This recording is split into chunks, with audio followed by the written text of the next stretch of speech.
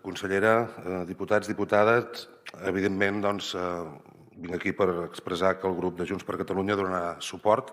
a la convalidació d'aquest decret llei. Dir que l'aprovació com a real decret llei, encara que sigui per la tramitació d'urgència, va merèixer el sí de Vox, de Ciutadans i del Partit Popular. Bé, encara que sigui com a tramitació d'urgència, sembla que quan s'aprova a Madrid per el decret llei el mateix que aprovem aquí, allà sí que es pot fer i aquí s'utilitza, entenc jo, com una qüestió de forma, com a excusa, perquè efectivament el problema que realment existeix és aquest fons que també s'ha verbalitzat en dir que estem regulant masses competències. Al final és el que se'ns ve a dir. Doncs, efectivament, nosaltres considerem, ho ha explicat molt bé la diputada de la CUP, que el dret civil català ha de ser complert i que podem aprofundir en el mateix, el podem millorar, el podem desenvolupar.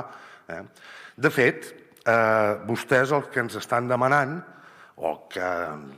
expressament ens estan dient, és que hem de continuar amb el règim implantat pel decret de nova planta, que congelava el dret civil català amb l'esperança de que morís d'inanició. Doncs bé, això es va superar, o ens pensàvem que s'havia superat,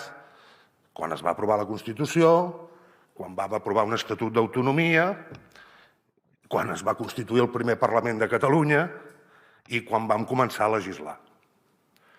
I ara, dins de les moltíssimes involucions que aquest país està visquent, segurament aquest és un episodi més, no menor, de les mateixes, allà on s'intenta laminar la capacitat del Parlament, la capacitat del poble de Catalunya de regular el seu dret civil. Aquí, en el fons, hi ha el debat sobre la unificació, una visió absolutament jacobina del que ha de ser el dret civil, contraposat a la que tenim altres grups que en absolut coincidim en això. Vostès